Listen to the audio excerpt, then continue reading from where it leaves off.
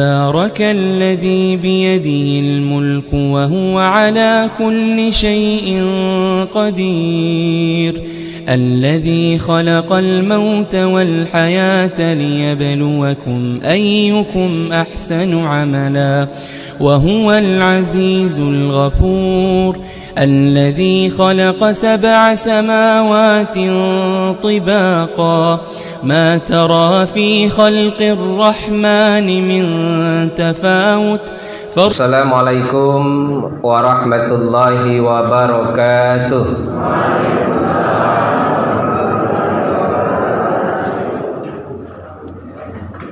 Alhamdulillahi rabbil alamin. Assalatu wassalamu ala rasulillah nabiyyina Muhammadin wa ala alihi wa sahbihi ajma'in. Ashhadu an la ilaha illallah wa ashhadu anna Muhammadan abduhu wa rasuluh.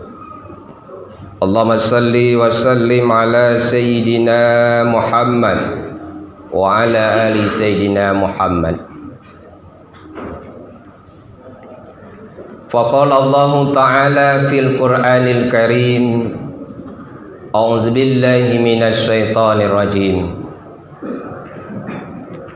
Wa basyiris sabirin allazina iza asabathum musibah qalu inna lillahi wa inna ilaihi raji'un, amma ba'd. Para alim ulama, para kiai, para ustadz dan ustazah yang hadir yang kami muliakan, ahli musibah sekeluarga besar, semoga Allah jaga kesehatannya, Allah jaga imannya, Allah jaga Islamnya, dan mudah-mudahan menjadi zuriat yang soleh dan solehah. Amin. Alhamdulillah, syukur hari ini tanpa terasa kita menghadiri undangan memperingati 40 hari atas wafatnya almarhumah Hajah Nelly Asmana Herawati binti Haji Hamid Dulani. Mudah-mudahan beliau Allah ampuni semua kesalahan dan dosanya, Allah terima segala amal dan kebaikannya, dan Allah tempatkan di surga yang ridho dan diridhoi. Amin. Salawat beriring salam, mari selalu senantiasa kita bersalawat kepada junjungan kita Nabi besar Nabi Muhammad Rasulullah sallallahu alaihi wasallam. Ma'asyiral muslimin, calon-calon jenazah yang kami hormati. Yang tidak merasa calon jenazah keluar tidak apa-apa, Pak. Betul.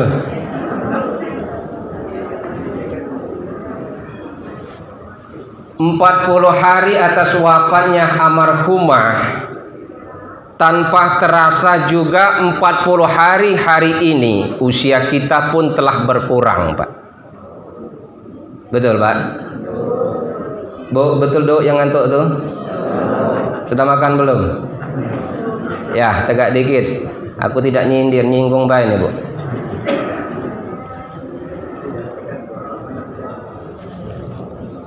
Siang ini kita sama-sama bernasihat saja, Ibu. Saya ingat seorang sahabat yang bernama Al-Qadi Abdullah Al-Baghdadi. Suatu saat beliau bermimpi bertemu dengan Rasulullah Muhammad sallallahu alaihi wasallam. Di dalam mimpinya beliau melihat Rasulullah Nabi Muhammad sedang bersedih dan melamun. Bayangkanlah kalau sedih lagi ngelamun tuh. Ya, panjang pikirannya kalau ngelamun tuh. Nah, renungkan ini bagi ibu-ibu yang ngelamun ya. Beliau bertanya kepada Rasulullah, "Ya Rasul, kenapa engkau bersedih?" dalam mimpinya. Nabi Muhammad menjawab, Wahai sahabat Al-Qadi Abdullah Al-Baghdadi, hari ini kata Nabi ada 1.500 umatku yang meninggal. Nah, jadi kita tuh rata-rata 1.500 umat yang meninggal. Dari 1.500 umatku yang meninggal, kata Nabi, hanya 2 yang membawa iman kepada Allah Subhanahu wa ta'ala. Artinya 1.498 orang setiap hari meninggal dalam keadaan kafir dan kufur. Kalau kafir jelas itu orang non-Islam. Tapi kalau kufur, orang Islam yang pura-pura beriman. Jadi di dalam mimpinya Rasulullah memberikan nasihat kepada Al-Qadi Abdullah Al-Baghdadi ini, sahabat, hari ini ada 1.500 umatku yang meninggal, tapi dari 1.500 umatku yang meninggal hanya 2 orang yang membawa iman. Dikit apa banyak, Bu? Banyak apa dikit? Artinya memang sulit, Pak, masuk surga itu. Jadi masuk surga itu tidak gampang seperti apa yang kita bayangkan. Ini renungan untuk semuanya bagi kita orang-orang yang beriman. Allah berfirman dalam Quran surat Ali Imran ayat 142. Ini sindiran untuk para ulama, para kiai. Di sana Allah jelaskan, am hasibatum an tadkhulul jannah walamma ya'lamillahu allazina jahadu minkum. Jangan pernah kalian mengira bahwa kamu akan masuk surga, kata Allah. Artinya kalau hadis ini ayat ini kita tafsirkan, am hasibatum an tadkhulul jannah walamma ya'lamillahu allazina jahadu minkum. Jangan pernah kita mengira bahwa kita akan masuk surga. Artinya kalau jangan pernah kita mengira bahwa kita akan masuk surga, sholat kita kerjakan, Pak. Puasa kita kerjakan. Sholat azan belum dikumandangkan kita sudah datang duluan. Menghafal Quran setiap hari. MA, pondok pesantren, perguruan tinggi, ilmu agama. Walamma ya'lamillahu allazina jahadu minkum. Tapi kita tidak pernah berjuang untuk mengajarkan ilmu agama kepada orang lain. Sia-sia. Wa ya'lamas sabirin, dan Allah sangat tahu siapa orang yang sabar di dalam berjuang menjalankan agama Allah. Artinya apa dalam ayat ini? Ibu jangan pernah mengira akan masuk surga, walaupun sholat, walaupun zakat, walaupun haji, walaupun umrah, tapi ilmunya hanya untuk ibu sendiri. Ajarkan apa yang kita miliki kepada orang lain. Kalau ibu hanya memiliki ilmu sendiri, sholat dikerjakan, zakat dikeluarkan, haji hampir setiap tahun berangkat dari pagar alam ke Mekah, tapi tidak pernah berjuang menegakkan agama Allah, tidak ada nilainya di hadapan Allah, Pak. Halo, ngapa diam, Pak? Mulai mikirlah balik dari sini, dari ayat ini. Ya, mulai mikirlah. Saya tidak nyindir, nyinggung Mbak ini. Mohon maaf Ustaz Muhaimin. Ya. Dalam ayat ini Allah sangat keras mengajarkan kepada kita, karena berdakwah itu hukumnya fardu ain, Pak. Tidak hanya tugas para kiai, para ulama, para orang-orang yang alim, tapi semua kewajiban orang Islam. Balighu anni walau ayat, sampaikan ajaranku walaupun kalian hafal 1 ayat. Ini korelasinya, Pak. Makanya Allah sangat tegaskan di dalam ayat ini, am hasibatum an tadkhulul jannah walamma ya'lamillahu allazina jahadu minkum. Jangan pernah kita mengira bahwa kita akan masuk surga sebelum kita berjuang di jalan Allah Subhanahu wa taala. Berjuang itu banyak. Ibu bisa baca Quran, buka TKTPA di rumah. Ibu bisa hafiz Quran, dukung Ustadz Muhaimin, 1 desa 1 rumah tahfiz. Ibu punya latar belakang ilmu agama, ajarkan kepada generasi penerus. Kita jadi lurah, jadi RT, jadi DPR, jadi rakyat jelata, atau menjadi orang pejabat di negeri ini, ajarkan terhadap apa yang kita miliki, Pak. Itu semua berjuang di jalan Allah. Ya Bu, sinar rembulan di malam hari, buaya muncul di atas kali. Ibu-ibu jangan percaya kepada suami kalau suaminya banyak kerja suka kawin lagi, Bu. Ya. Dah, itu renungan. Jadi kalau kita melihat ayat ini atau dari sebuah mimpi yang dikatakan sahabat tadi, dari 1.500 umatku yang meninggal, cuman 2 orang yang membawa iman. Artinya masuk surga itu sulit. Sulit apa tidak? Aku tanya berulang-ulang, Ibu, masuk surga itu mudah apa sulit? Masuk surga itu mudah apa tidak? Masuk surga mudah apa tidak? Pak Arman, masuk surga itu mudah tidak? Mudah sulit. Ya. Masuk surga itu mudah, Bu. Tapi kita orang yang beriman yang tidak mau sholat, bayar apa tidak? Zakat, bayar tidak? Puasa, bayar tidak? Ikut pengajian di majelis Ustadz Muhaimin setiap tanggal 7, 17, 27, bayar apa tidak? Bayar apa tidak, Bu? Ibu datang apa tidak?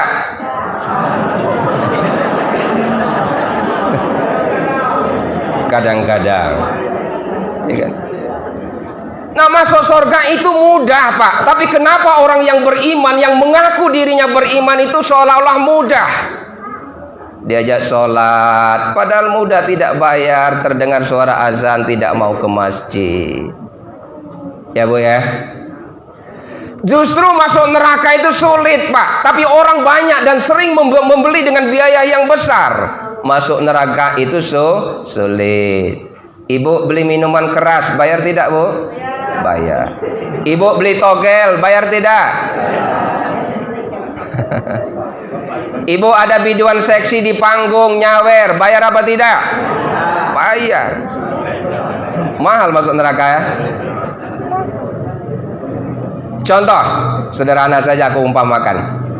Masuk surga itu mudah, masuk neraka itu sangat sulit, Pak. Contoh masuk surga mudah.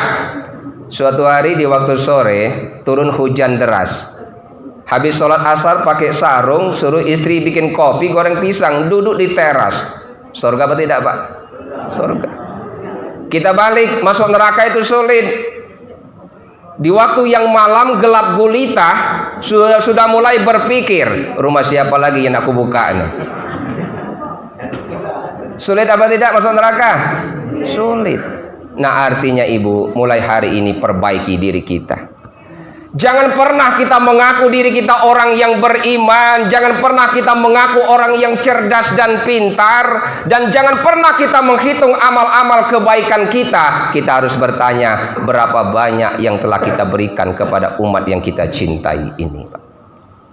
Ma'asyiral muslimin, calon-calon jenazah yang insya Allah dimuliakan Allah. Yang pertama, yang kedua, suatu saat malaikat Jibril turun ke dunia menemui Nabi Muhammad sallallahu alaihi wasallam. Malaikat Jibril turun ke dunia lalu bernasihat kepada Nabi Muhammad dengan 3 nasihat. Artinya malaikat Jibril memberikan nasihat kepada kita umat Islam, Pak. Nah, ini renungannya untuk kita semua. Apa nasihat malaikat Jibril kepada Nabi Muhammad? Pertama, isma syi'ta fa innaka mayyitun. Muhammad, silakan kau hidup, tapi jangan lupa kita ini akan mati. Silakan kau hidup Muhammad, tapi jangan lupa semua apa yang kita miliki, kita akan mati. Orang kaya orang miskin, orang sakit, orang sehat, semuanya akan mati. Jadi kata Nabi, kata malaikat Jibril, Muhammad isma syi'ta fa innaka mayyitun. Silakan kau hidup Muhammad, tapi jangan lupa suatu saat kau akan mati. Ya Bu ya.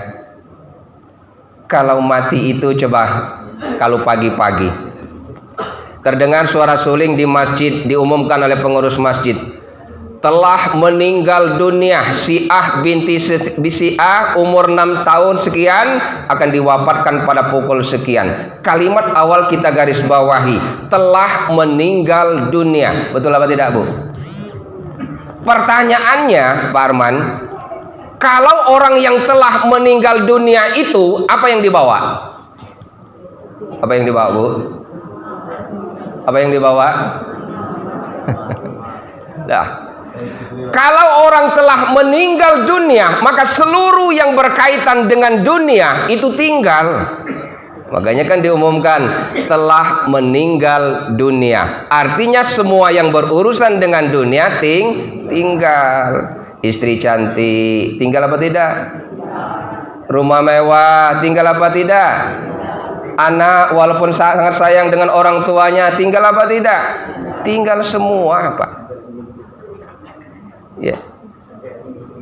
Jadi kalau pertanyaannya, kalau semua makhluk yang hidup ini meninggal, apa yang kita bawa? Kita ingat hadis Nabi, diriwayatkan oleh Imam Muslim atau muttafaq alaih, Imam Bukhari dan Muslim. An Abi Hurairah radhiyallahu anhu qala Rasulullah sallallahu alaihi wasallam. Dari Abu Hurairah, Rasulullah bersabda, kalimatnya seperti ini dan kita semua yakin hafal semua. Iza mata banu Adam in qata'a amaluhu illa min salasin. Kalau keturunan Nabi Adam semua meninggal, dari Nabi Adam sampai hari ini meninggal, maka seluruh amal ibadahnya putus. Illa min salasin, kecuali 3 perkara. Jadi kalau kita meninggal dunia, semuanya tinggal, Pak, kecuali 3 perkara. Pertanyaan hadis ini kita terjemahkan. Iza mata banu Adam in qata'a amaluhu illa min salasin. Jika Nabi Adam dan keturunannya meninggal, maka semua amal ibadahnya putus. Illa min salasin, kecuali 3 perkara. Pertanyaannya, Ustadz, siapa yang meriwayatkan hadis ini? Keluar dari siapa hadis ini? Lisan Rasulullah. Rasulullah itu Nabi yang ke-25, Nabi yang terakhir. Sedangkan Nabi Adam adalah Nabi yang pertama. Tetapi kenapa redaksi kalimat hadis ini? Iza mata banu Adam. Pernahkah kita berpikir menggali hadis ini? Iza mata banu Muhammadin. Karena Nabi Muhammad yang meriwayatkan. Tapi Nabi Muhammad justru dengan redaksi bahasa iza mata banu Adam, Nabi Muhammad tidak menggunakan iza mata banu Muhammadin. Artinya semua manusia sejak dari Nabi Adam sampai manusia terakhir, kalau dia meninggal semua amal ibadahnya putus. Tidak terlepas dia Islam atau kafir, Yahudi dan Nasrani, semuanya putus.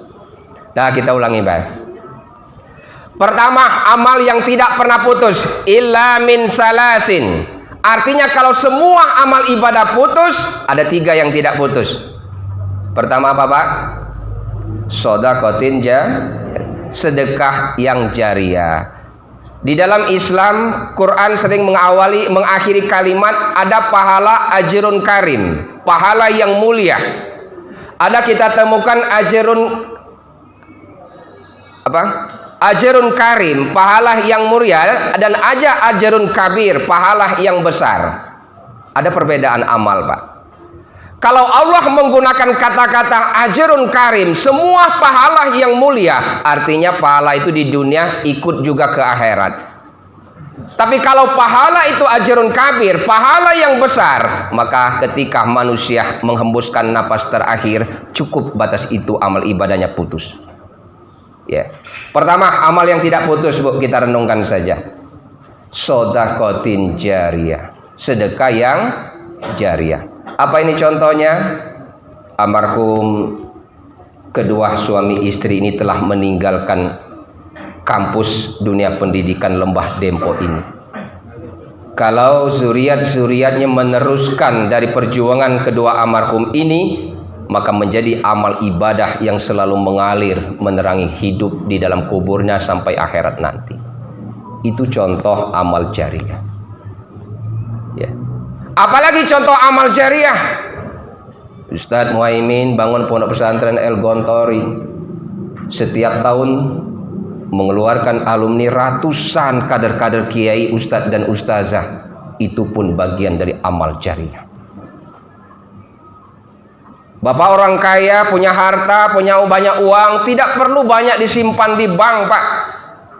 Keluarkan infak dan sedekahnya, bantu pondok pesantren yang sudah hampir terpuruk. Bantu pendidikan-pendidikan madrasah, rumah-rumah tapis yang perlu bantuan uluran tangan. Daripada kita simpan di bank tidak bermanfaat. Keluarkan, itu menjadi amal jariah yang selalu mengalir. Tapi ada catatan. Dalam Quran surat Al-Hadid kita disindir. Yang menjadi amal jariah, yang kita keluarkan harta, yang kita miliki. Ada catatan, orang yang mengeluarkan harta yang menjadi amal jariah, ada batasan, Pak. Aminu billahi wa rasulihi wa anfiku mimma ja'alakum mustakhlafina fi. Orang yang beriman itu yang mengeluarkan infak dan sedekah, itulah yang menjadi amal jariah. Ada kalimat infak dan sedekah. Maksudnya model lain ini, Pak. Kalau kamu berinfak bersedekah, hendaklah dengan harta atau uang milik kamu sendiri. Walaupun nilainya 100 rupiah. Itu yang menjadi amal jariah. Pak, saya jadi wali kota, tanda tangan, bantu pondok pesantren 200 juta. Itu bukan amal jariah, amal soleh. Karena uang milik negara, bukan miliknya. Pak, saya jadi anggota dewan, tanda tangan, bantu Lembah Dempo dengan uang aspirasi rakyat karena sebagai seorang anggota dewan. Itu amal soleh, bukan amal jariah. Yang dikatakan Allah amal jariah yang selalu mengalir dari hidup sampai mati. Aminu billahi wa rasulihi wa anfiku mimma ja'alakum mustakhlafina fi. Dari harta yang kita miliki, dari keringat hasil perjuangan kita, Bu. Walaupun nilainya cuma 100 rupiah. Ya, Pak ya. Ada batasan.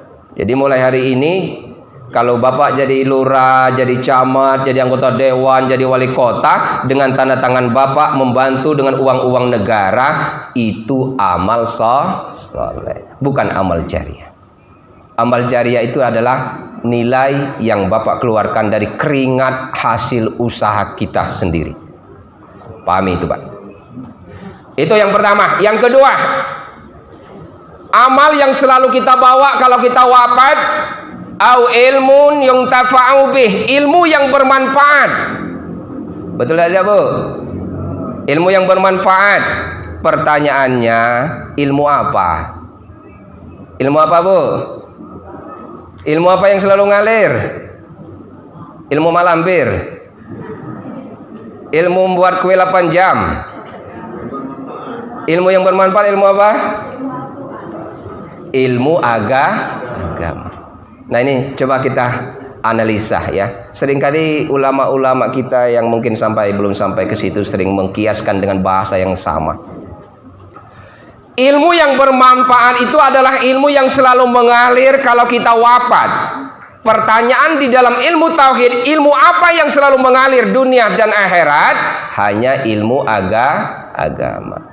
Ustadz, bagaimana kalau kami seorang guru matematik, guru bahasa Indonesia, atau menjadi seorang guru yang selain ilmu agama yang kami ajarkan, tetap menjadi amal yang soleh, tetapi ketika roh meninggalkan jasad, maka putus amalnya batas itu. Ini pahami, Pak? Ya, kita jelas. Iza mata banu Adam inqata'a amaluhu illa min salasin. Ketika manusia keturunan Nabi Adam meninggal, semua amal ibadah putus. Ada kalimat putus, illa min salasin, kecuali 3. Artinya seperti ini, ibu jadi seorang dokter, ibu jadi guru bahasa Indonesia, ibu jadi guru bahasa Inggris, ibu jadi profesor ahli ekonomi, semua itu ilmu dunia. Artinya kalau kita meninggal dunia, roh meninggalkan jasad, putus batas itu. Kebaikan ilmu yang kita ajarkan menjadi catatan amal kebaikan yang akan kita amalkan di kehidupan akhirat nanti. Ya, Bu ya, pahami ini? Nah inilah yang menyebabkan kenapa kadang-kadang ibu dan bapak-bapak ini tidak galak ikut bermajelis lagi. Karena dia memandang ilmu yang bermanfaat itu semua ilmu. Tidak. Pak, saya ajarkan karena kami orang guru bahasa Indonesia, ku ajarkan ke murid bisa baca, ku ajarkan ilmu matematik sampai sukses dunia akhirat. Sepanjang murid itu mengamalkan, ilmunya tetap mendapatkan kebaikan. Tetapi saat kita hidup, ketika kita mati, illa min salasin, kecuali hanya ilmu agama yang selalu ngalir kalau kita wafat, Pak. Betul apa tidak, Bu? Mulai mikir Ibu, ngeritik ini. Saya pernah dakwah di Muara ini, ibu-ibu angkat tangan. Ustadz, kami guru bahasa Indonesia, apa tidak mengalir ilmu yang kami ajarkan? Tetap jadi pahala. Ustadz, kami guru bahasa Inggris, banyak murid kami yang cerdas kami ajarkan. Apa mengalir kalau kami wafat? Tetap menjadi catatan ibadah, menjadi amal yang soleh. Tapi saat kita hidup, ketika kita meninggal, putus batas itu. Lalu yang ngalir tadi hanya ilmu agama. Mau contohnya? Aku contohkan seperti ini. Ibu baca Quran, pahala tidak, Bu? Ibu baca Quran dalam kondisi ambil air wudhu, berpahala tidak? Ibu baca Quran di bulan suci Ramadan, bulan yang mulia, berlipat ganda tidak? Apa yang kita baca? Al-Quran. Dihadapkan di hadapan Pak Arman, buku karangan Encyclopedia, seorang profesor pakar ilmu ekonomi. Bapak baca, berpahala tidak, Pak? Pahala tidak? Satu huruf bernilai pahala tidak? Itu contoh dunia dan akhirat. Jadi kalau ilmu agama, apa yang kita ajarkan, satu ayat Al-Quran kita baca, bernilai ibadah. Tapi kalau ilmu dunia kita amalkan, kita ajarkan, tetap menjadi catatan amal yang soleh, yang menjadi kebaikan kita di akhirat nanti. Tetapi saat kita meninggal, putus batas itu ilmunya. Pahami itu. Yang ketiga, apa yang kita bawa? Awalidin solihin yad'ulah, doa dari anak yang soleh. Doa dari anak-anak kita yang soleh inilah yang akan selalu mengalir kalau orang tuanya telah wafat, Pak. Tidak ada gunanya anak kita cerdas, seorang insinyur, seorang doktor, seorang profesor, tapi baca Quran saja tidak bisa, sholat saja tidak bisa, Bu. Mendoakan orang tua belum tentu setahun 2 kali, tidak ada gunanya. Artinya bagaimana, Ustadz? Kalau anak kita ilmu keahliannya ilmu dunia, maka harus diimbangi dengan ilmu akhirat. Ajari ilmu akhirat.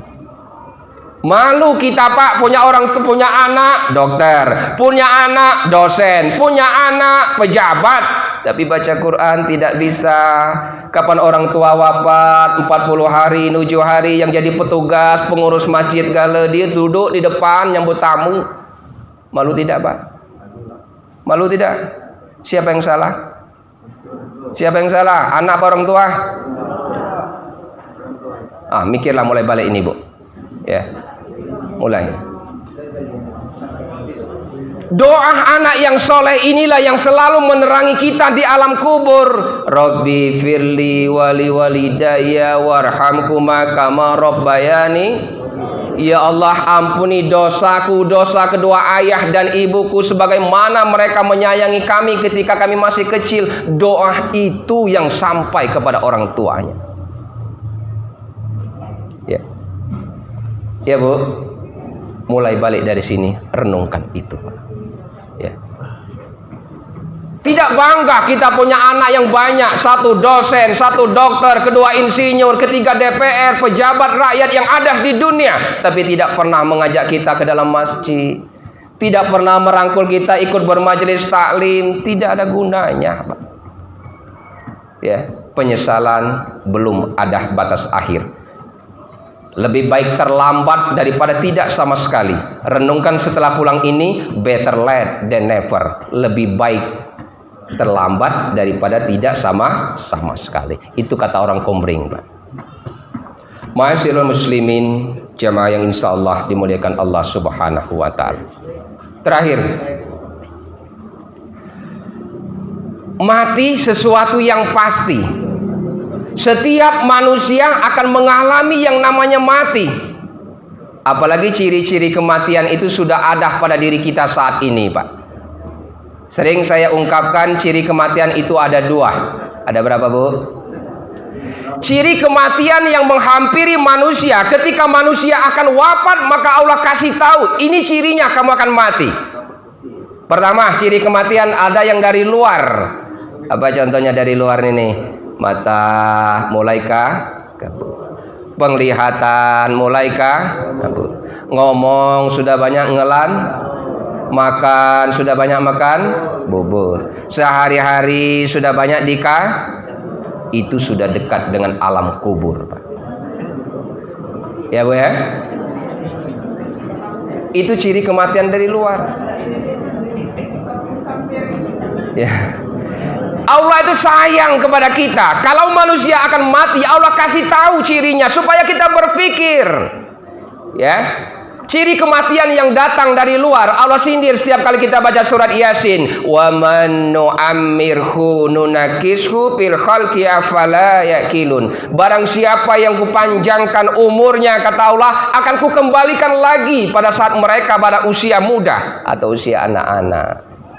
Mata sudah mulai kabur, pendengaran sudah mulai, makan sehari-hari lah banyak makan bubur, ngomong lah banyak ngelantur, sudah semakin dekat dengan alam kubur. Renungkan itu, Pak. Ngaku Pak Arman tuh tahu-tahu lah di dalam itu. Ya, Bu ya. Yang kedua, apa ciri kematian? Yang tadi dari luar. Yang kedua, ciri kematian yang Allah kasih tahu dari dalam. Kalau dulu ngopi sehari 3 gelas, dia jadi masalah. Sekarang makan nyentuh gula takut diabetes. Ya, Bu. Kalau dulu makan daun kangkung, makan daun katu, makan daun ubi, ya kan? Makan kubis biasa, Pak. Tapi sekarang nyenggolnya saja tidak mau, asam urat. Ya. Betul lah, Pak? Kalau dulu setiap hari masa bujang kumpul bersama sahabat, beli 1 ekor kambing, bakar, buat sate. Sekarang nyentuhnya saja tidak, Pak. Kolesterol, darah tinggi, jantung. Itu ciri kematian. Ya, Bu ya. Kalau dulu kapan makan, nak nasi anget nian, Pak. Ma ini apa? Nak didinginkan lagi semalam, takut gula darah naik. Lada belum yang model mah itu? Lada belum? Lada belum yang model mah itu?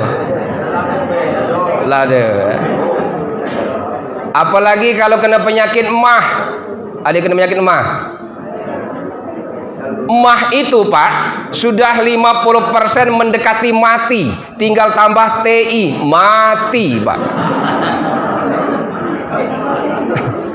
Nah, renungkanlah yang sudah kena penyakit emah, cepat-cepat kita ingat kepada Allah. Itu ciri kematian menghampiri kita, Pak. Ya. Jangan berpikir lupus terus, Pak. Lupa usia terus. Kita ini semakin hari semakin dekat dengan alam kubur. Semakin hari kalau dulu rambut hitam, sekarang sudah mulai memutih. Itu tanda kematian menghampiri kita. Renungkan itu, Bu. Betul, Bu? Nah, itu Ibu dulu. Usia 25, ya kan? Masih cantik, gigi masih rapi, pakai gigi kawat. Itu usia 30-25, Pak. Coba kalau model mah ini gigi kawat pakai, Bu. Lemak dia kira-kira. Renungkan. Kalau masih muda semuanya enak, Pak. Pakai gigi kawat, disengajakan yang tersenyum tercengeh. Tapi kalau usia sudah 50 tahun ke atas, jangankan senyum, kapan tertawa saja nutup mulut. Nah, itu. Ya. Jadi renungkan itu, Pak, supaya kita ini sadar. Makanya di rumah itu, Bu, Kapan perlu di semua sudut tempat kita duduk pasang cermin atau kaca. Sering-sering kapan nak keluar rumah berkaca, kapan habis mandi berkaca, supaya kelihatan dulu rambut hitam inilah mulai putih, ya kan? Dulu masih kencang, kalau berlipstik masih cantik, mainnya lagi serba salah kalau berlipstik. Itu artinya usia kita semakin dekat dengan alam kubur. Renungkan itu, Pak. Ma'asyiral muslimin, jamaah yang insyaallah dimuliakan Allah Subhanahu wa taala. Itu saja yang dapat saya sampaikan pada siang ini. Ibu bapak, terima kasih atas segala perhatian, mohon maaf atas segala kekurangan. Ada pepatah Arab mengatakan seperti ini: jika pedang melukai tubuh, masih ada harapan kita untuk sembuh. Tapi jika lidah melukai hati, kemana obat yang hendak kita cari? Artinya manusia yang baik bukan berarti manusia yang selalu melakukan amal dan kebaikan. Manusia yang baik bukan berarti manusia yang tidak pernah melakukan kejahatan. Tapi manusia yang baik selalu dia berpikir mencari kesalahan apa yang pernah dia lakukan, sengaja dan tidak disengaja. Dia selalu mengintrospeksi diri agar hari ini lebih baik daripada hari kemarin. Usikum wa ya binafsi taqwallah. Assalamualaikum warahmatullahi wabarakatuh.